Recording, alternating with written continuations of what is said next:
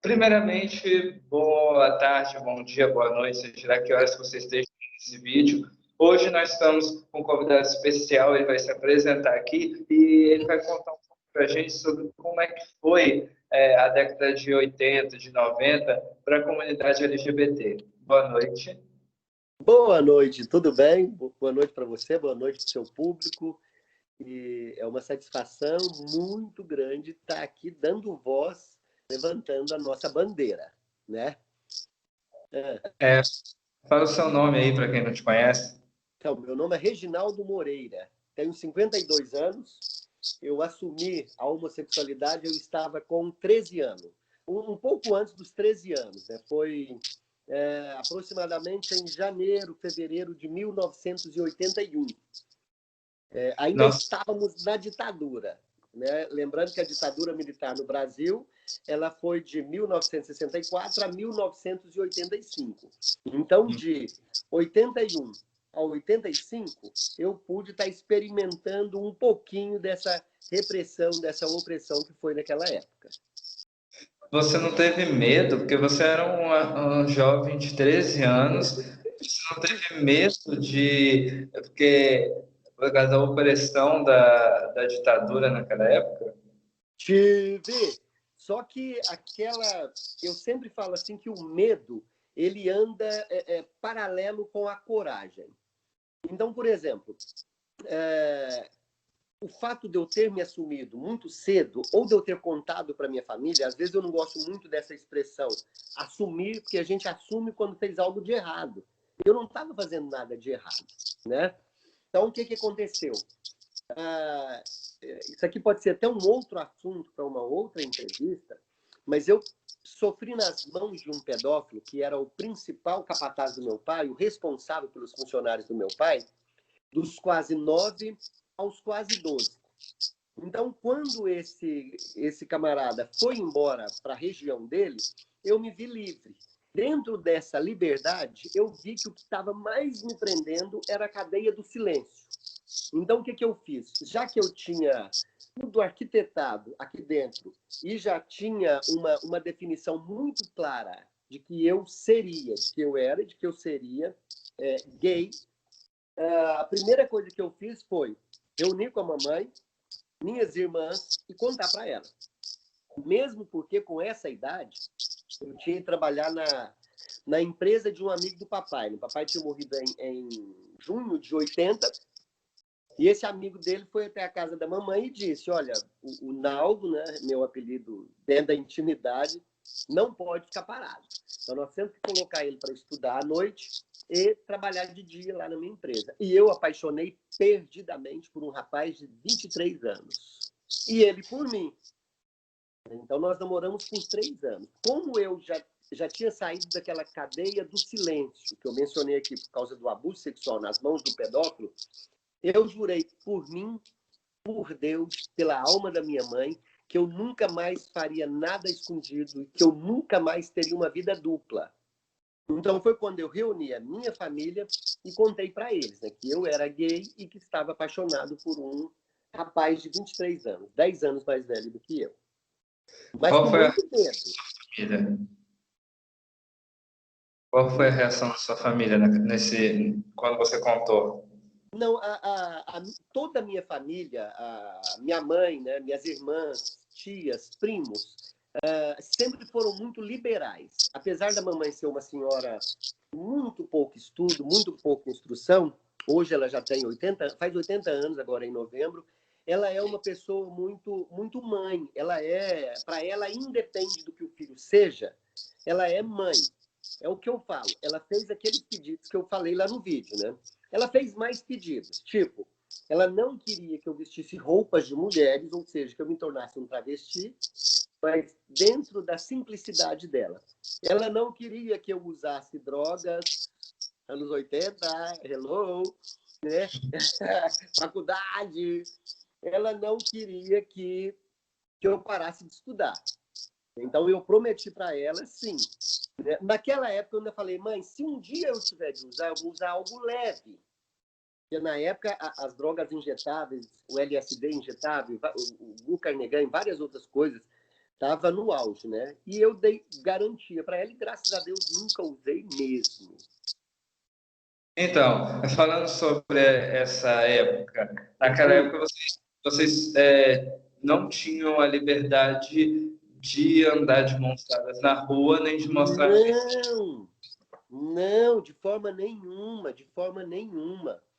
E Como, como era o namoro naquela época, então, o namoro LGBT, como era? totalmente escondido, totalmente assim, clandestino, sabe? Totalmente assim, às escuras mesmo, né? Na época, em Goiânia, surgiu uma boate. Então, dentro dessa boate, a gente tinha mais liberdade. Ali, sim, rolava a dança coladinho, rolava o beijo, né? Mas, a partir do momento que saiu a porta para fora, você pode ter certeza que a repressão vinha em cima. Né? Os Então, meninos mais afeminados eram os que mais sofriam. Eram os que mais sofriam. Então, quem não era afeminado, dava um jeito de não ficar enturmado com os afeminados. Travestis, então, eram considerados assim, os zumbis, vampiros. Tinham que ficar escondidos em determinados locais. Muito pesado, sempre medo. Então, como era as travestis, as transexuais, quando você com certeza deve ter tido muitos amigos ou amigas, né, trans, como eles te contavam, como era quando eles estavam em casa, eles podiam ser gays, mas eles não podiam ser travesti, porque naquela época não era aceitável, mas era melhor ter um filho gay do que ter um filho travesti, né? Travesti. Aham. Aham. Então, conta aí. Era interessante. Todas essas travestis que eu tive amizade, elas foram expulsas de casa muito cedo e montaram uma comunidade ali em Goiânia, no setor aeroporto, uma comunidade que moravam só travestis. Né? Moral da história também com elas. Mesmo morando ali naquele local, era muito mal falado pela vizinhança. A polícia estava sempre passando por ali. Elas não saíam durante o dia, nem para ir no supermercado, numa farmácia fazer compra. Né? Elas ficavam literalmente clandestinas, escondidas, e saíam à noite para fazer prostituição. As que eu tive contato, as que eu conheci bastante. Amei, conheci um africano. Naquela época eu já era apaixonado pela África. Conheci um africano chamado Citanguange, que marcou a minha adolescência, sabe? Com tanta palavra de sabedoria, com tanto apoio, com tanto carinho, e eu, sem nunca ter me assediado, sem nunca ter tentado qualquer momento de sexo comigo. Nossa, interessante. Como era a visão política naquela época? Hoje a gente tem a homofobia igualada ao crime de racismo, né? Hoje a gente tem leis que abolir. A gente sabe que teve pouco tempo que a homossexualidade saiu da lista de doenças mentais pela OMS. E pouquíssimo tempo que a transexualidade também saiu da lista de doenças mentais.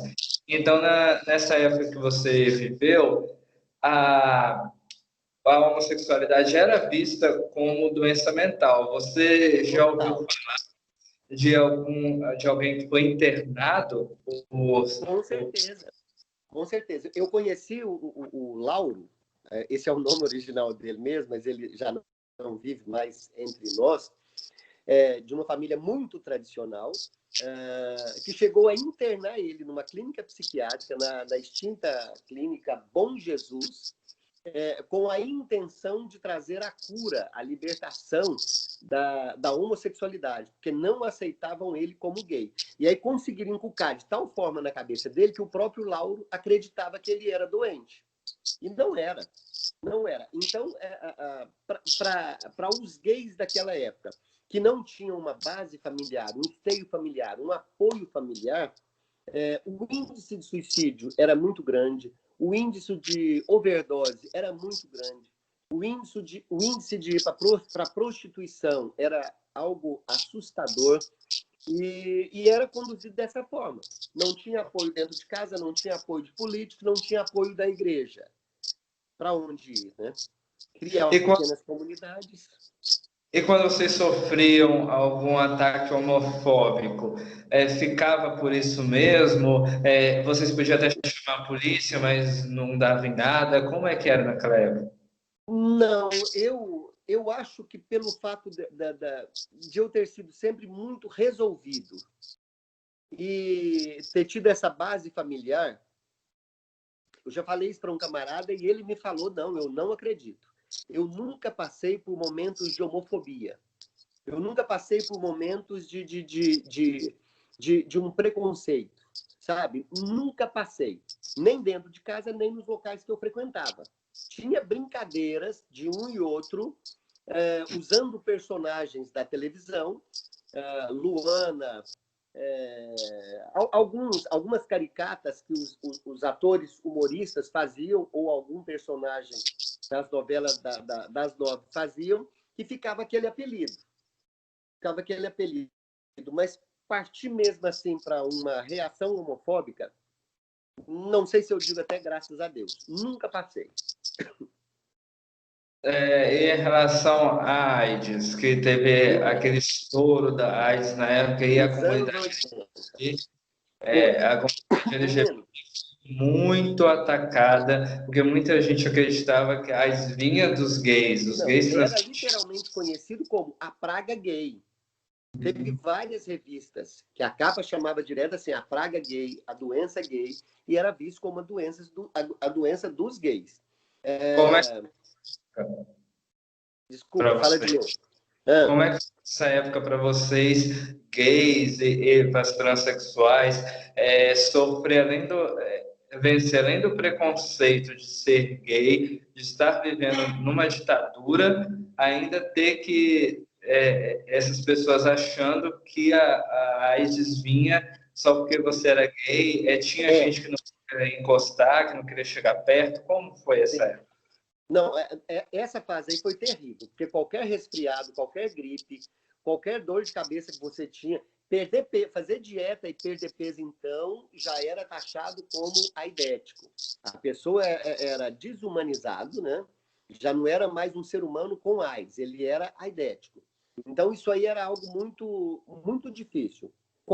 Qualquer comentário também entre família, às vezes eles brincavam, mas você não tem AIDS ainda não, né? Não tem, não pretendo ter. Não, mas você vai ter, porque todo gay vai morrer de AIDS. Assim, eu encontrei um conhecido meu que se converteu a uma igreja evangélica, que a primeira coisa que ele veio me dizer também foi, né, que além de ir para o inferno, usando determinados versículos bíblicos, ele diz também que a AIDS era algo que Deus enviou para poder eliminar esse tipo de pecado no planeta Terra. E ia disseminar, ia acabar com os gays, dizimar os gays no planeta Terra, e era algo vindo de Deus.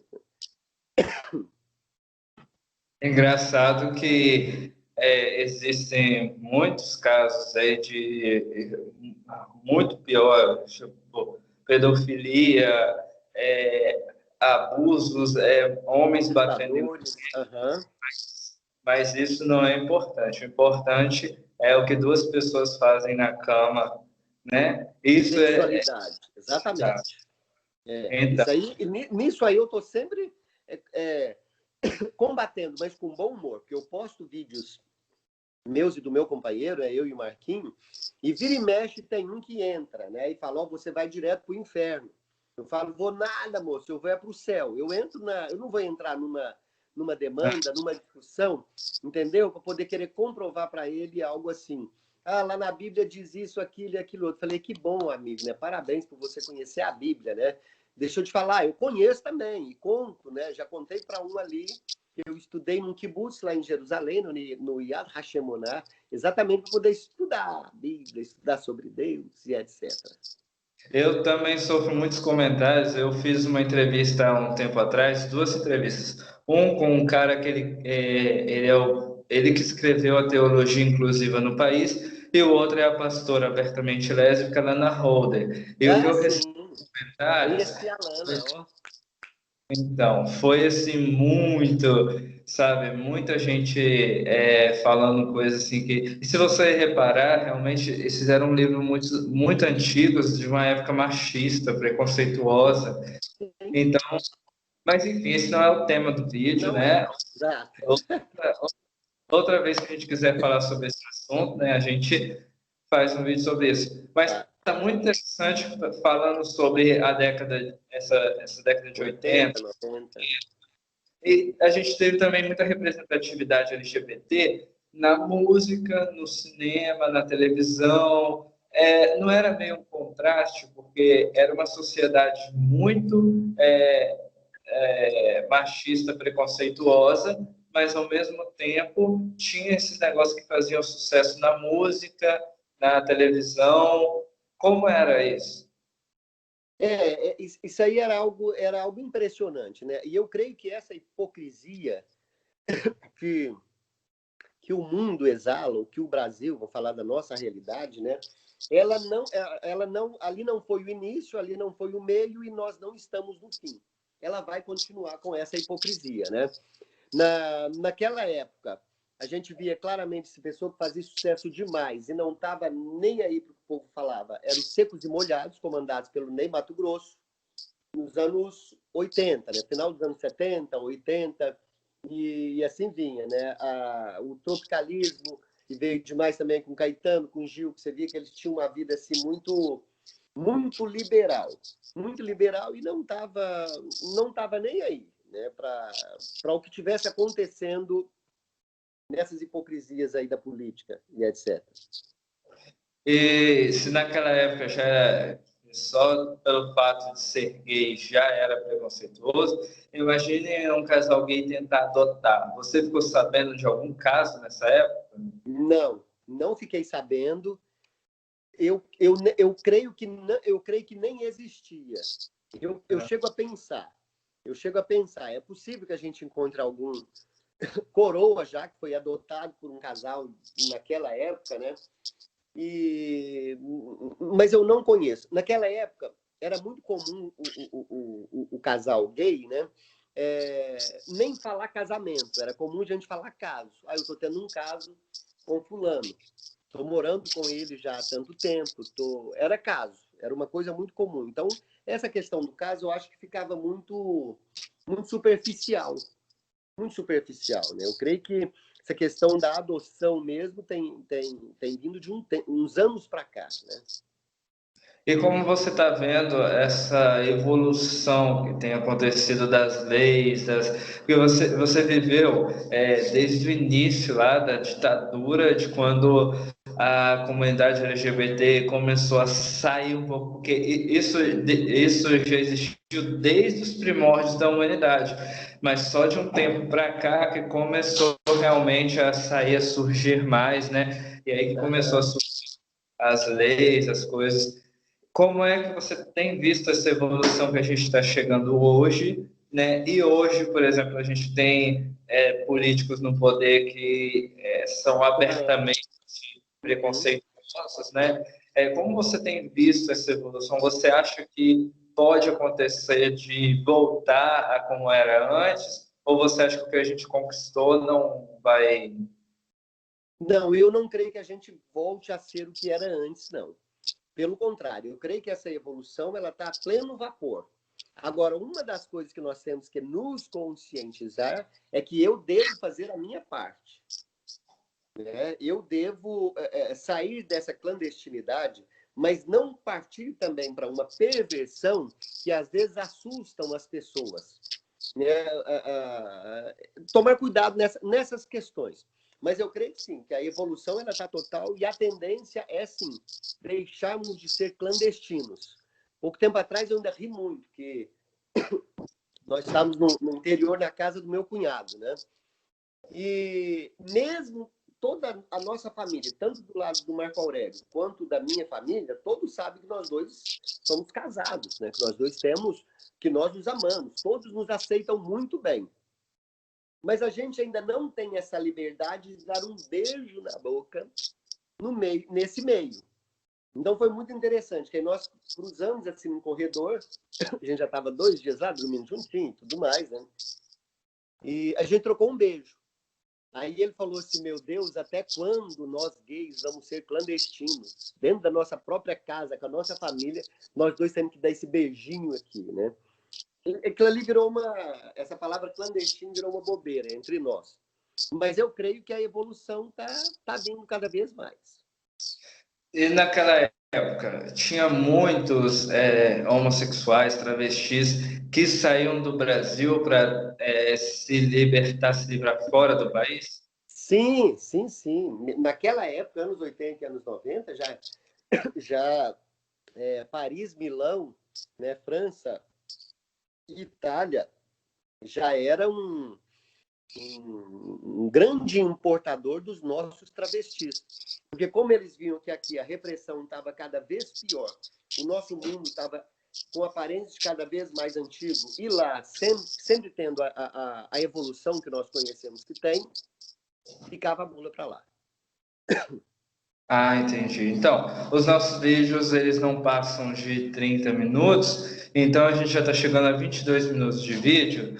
Eu quero que você deixe as suas considerações finais, talvez alguma coisa que eu perguntei e que eu não perguntei, né, que você queria falar. Não, aí o que eu deixo aqui é isso, é que nós gays, masculino e feminino, o LGBTQ em geral, que levante a sua bandeira com uma postura